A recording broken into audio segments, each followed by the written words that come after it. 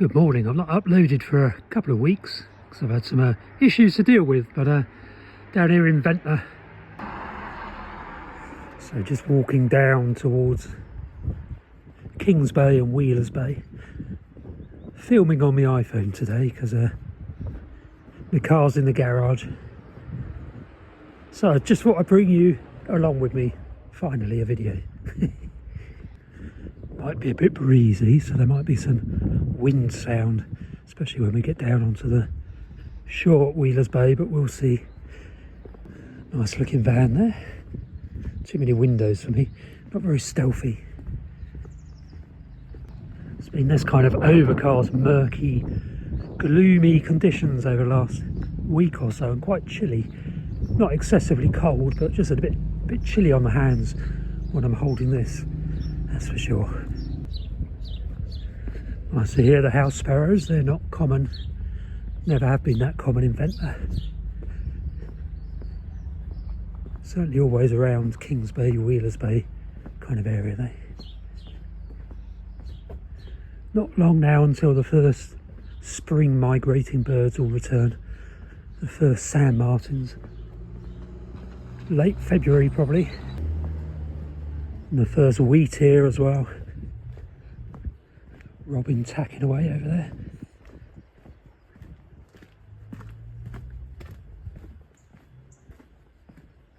Yeah, so the car's gone in the garage to sort the brakes out, which are in definite need of a bit of TLC and some new brake pads. Oh, it's chilly.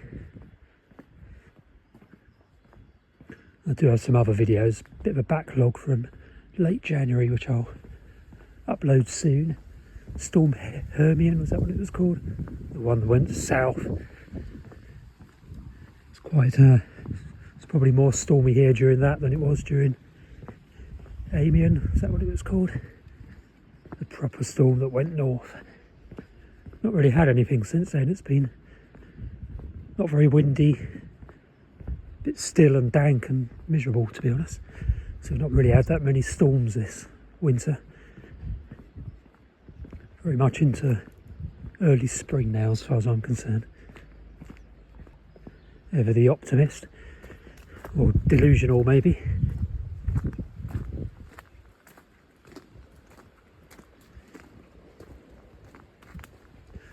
Definitely feels different recording this on an iPhone 13 mini compared to the Osmo Pocket 3. Much nicer on the Osmo Pocket 3. Steadier, and the horizon stays level as well with the gimbal. This is okay. Probably video quality is not that much different, to be honest, unless you're watching on a big TV, in which case it may be. But I don't know because I don't have a TV. Just have a little computer monitor. Phew. Don't forget to subscribe to this channel if you've not already done so. And if you want to support my channel, there's a buymeacoffee.com link in the description below. There's Wheelers Bay. Yeah, your support is really appreciated, so thank you for that.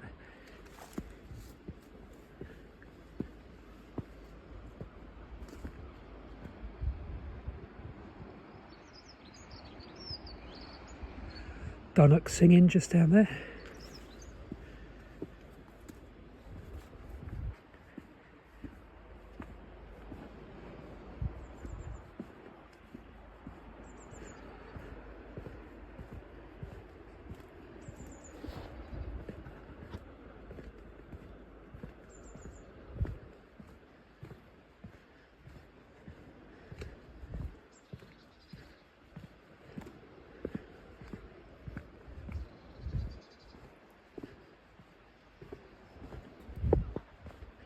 Not very steady at all.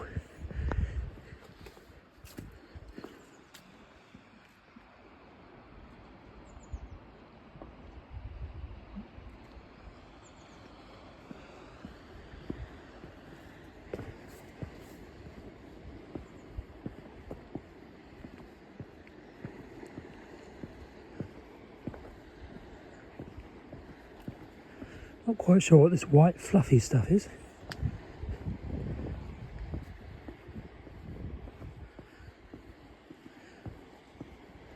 So it's feathers. It's probably a pillow or something that's been ripped apart.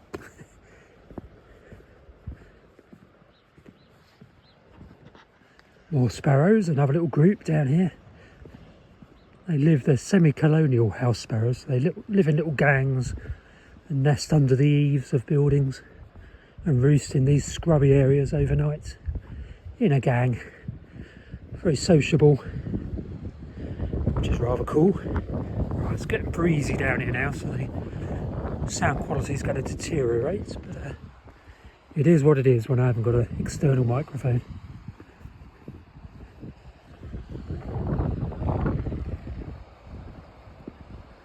Lovely view.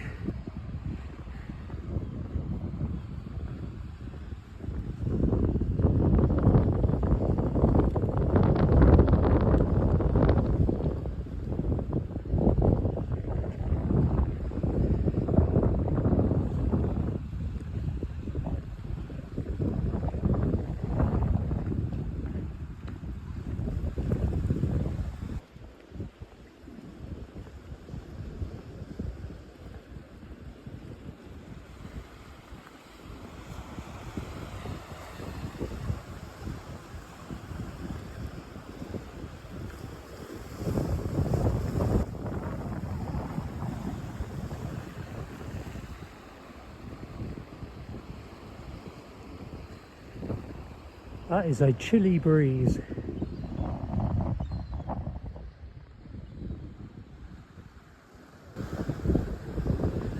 Feels like it's coming from the east, so it's behind me now. So my hand is slightly sheltered, but it's very red.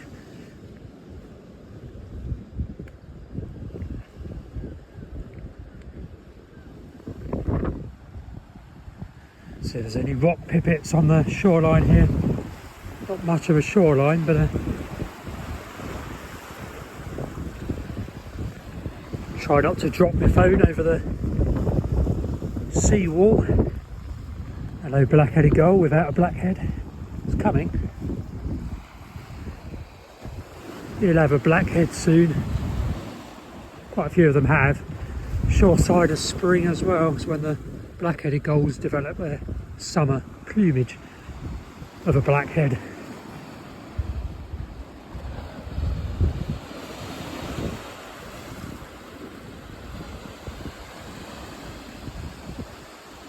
I remember this along there before they built the defences. These were always here. This seawall was always here, but just along. At Wheeler's Bay, there's an area that without a seawall, and you could get right onto the beach. They stuck the seawall in, and now there's no beach.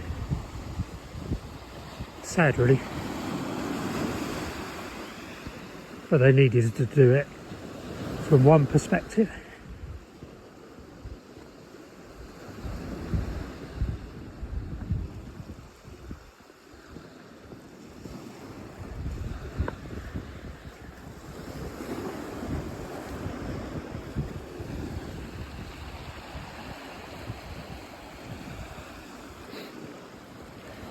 Morning. Bye.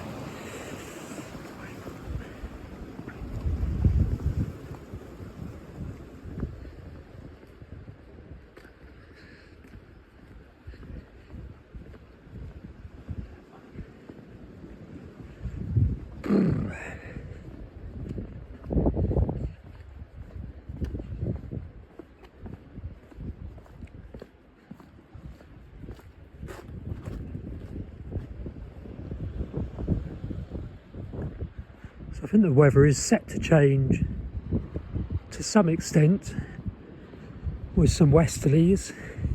Certainly I think the far southwest Cornwall has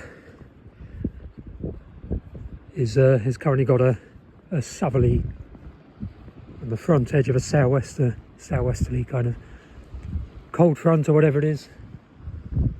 So it's warmed up down there. It's still a chilly easterly here. There's a big high pressure formed east of us. There's a rock pipit down there, bouncing around on the revetments. Gone that way. But yeah, high pressure east of us, which means the weather's just very still and cold and dull here. There's a pied wagtail down there. Don't think you'll be able to see that. Zoom in. Middle of the screen, pied wagtail. Rock pipit's calling. Rock pipit there. Little brown jobs, LBJs. And there are purple sandpipers along here. They may have left by now. Heading back to their breeding grounds. But might be one or two around still. There's been up to 3 as far as I can make out. Purple sandpiper. Since they did the revetments here, they built it up along the front a little bit and put some new piling in, or wooden piling, not really piling. But since then this little pond has formed, which is really good from a wildlife point of view. A little saline lagoon, a very shallow one. It's topped up when the tide is high and gradually draws down. It doesn't dry out as far as I can tell. So a nice little bit of habitat creation there, inadvertent habitat creation. Don't know if you can hear me because I'm not talking very loud. What's that over there? Is that a rock pipit or a... Yeah, another rock pipit over there. No purple sandpipers. Oh no, hang on a minute. It's a pied wagtail. Oh no, it's a grey wagtail, I think. Oh. I haven't got my binoculars, so I can't look at it particularly close up, but I think that's a grey wagtail.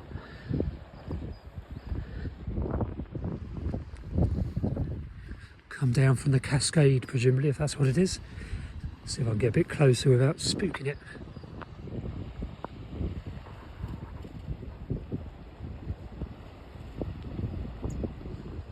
Yeah, it's a pied wagtail. Sorry, grey wagtail. Pied wagtails are black and white, grey wagtails have got yellow on them. Grey and yellow, basically. Not to be confused with yellow wagtail. There's a rock pipit, a couple of rock pipits.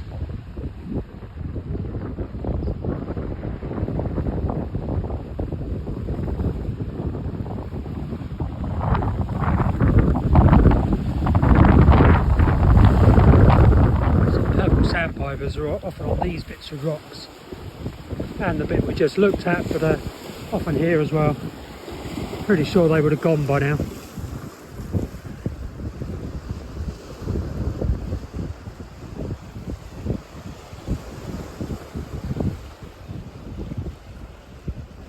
Yeah, no sign of them.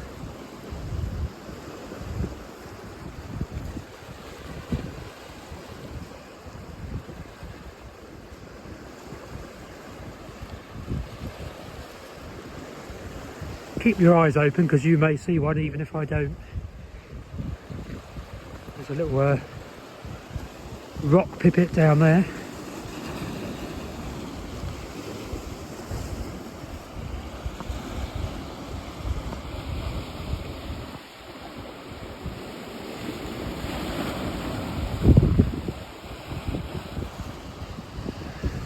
No, give that up I think.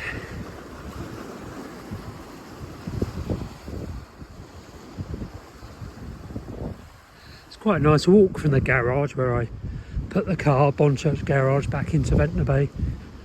It's about probably 8:15 now, and obviously I can't now dive into the car to warm up. So I just got to wait for the cafe to open at 9. I'm going to put my hands in my pockets, I think, stop filming for a little bit so I can warm my hands up.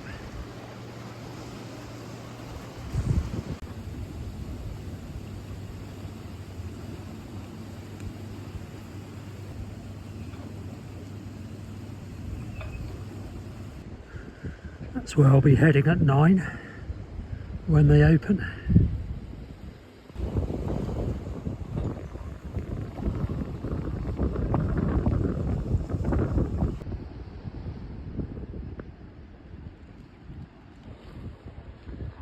So there's one black-headed gull with a full black head having a snooze, and the others with black heads that are developing.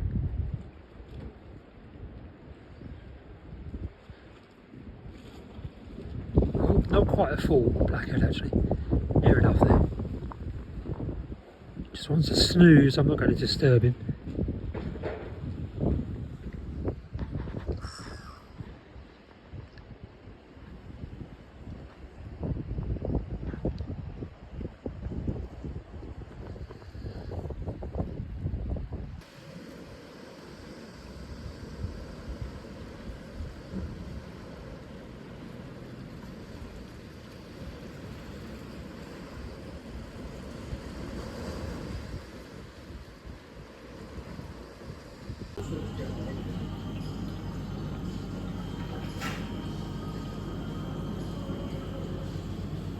Yeah, but at 2 o'clock we might still have a few customers that are hanging around, and by half 2 they'll be gone.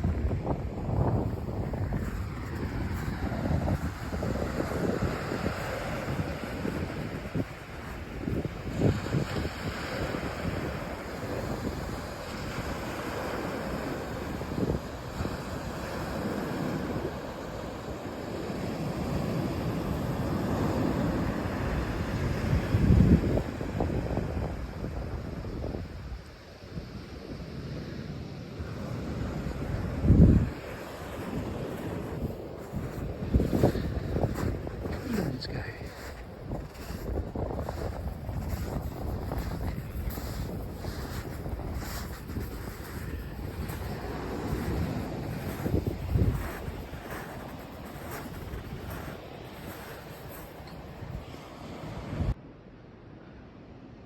So it's now about 4 p.m.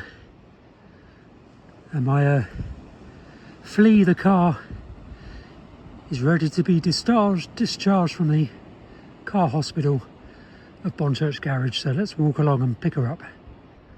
It's a lovely view, isn't it, with the sun finally trying to break through a bit.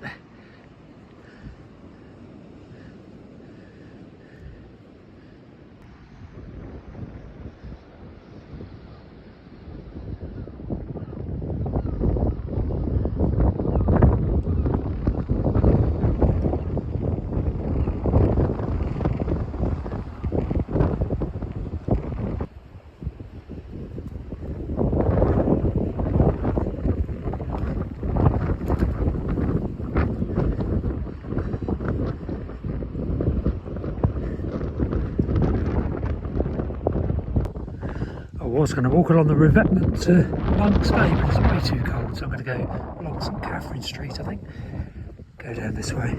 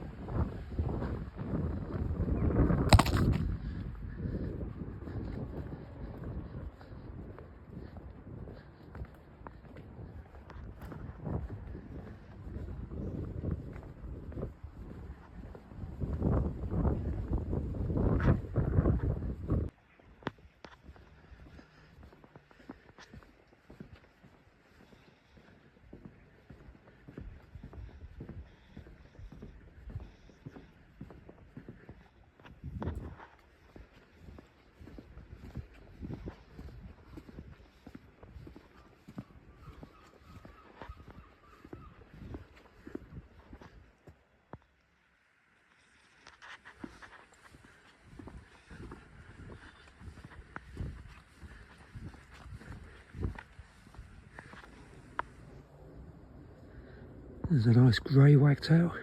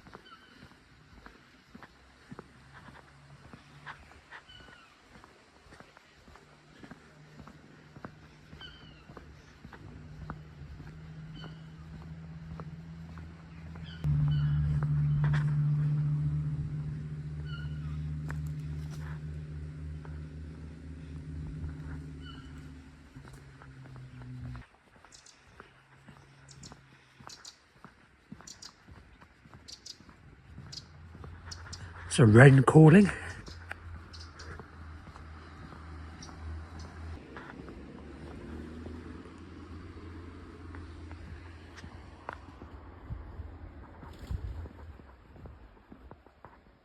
There's Flea right up there.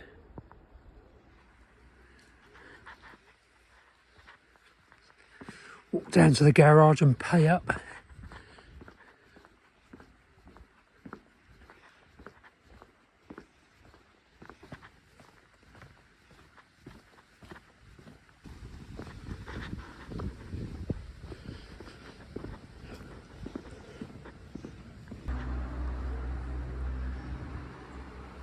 Yeah, I don't think I'm going to go up there to the pits today. We'll do a video going up there at some point.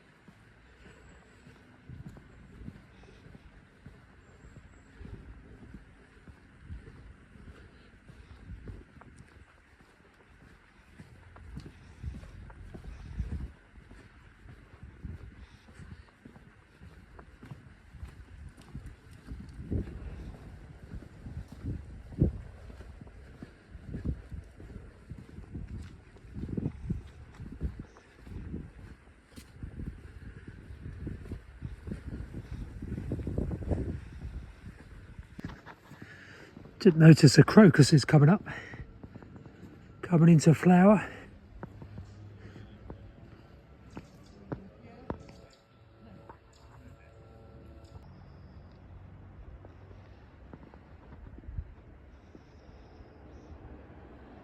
There's Nansen Hill and the Landslip, Devil's Chimney and all that beyond there.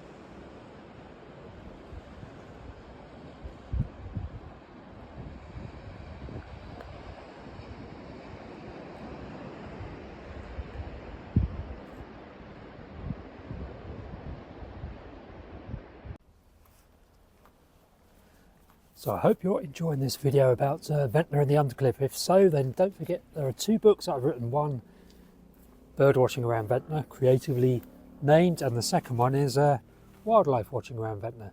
Just short books about the local area that are the subject of this video. Available on Amazon. I'll put a link below this video, and you can also order it from the library, and it's available in all major bookshops, both of these little booklets, and in a few shops along the Esplanade, like the Longshoremen's Museum and Lady Scarlet's Tea Room as well. But yeah, I'll put a link to the description if you want a slightly deeper dive into the Isle of Wight Undercliff. Then these 2 little booklets might be of interest to you. Just go onto Amazon otherwise and just search for Steve Jones and Ventnor and you should find them.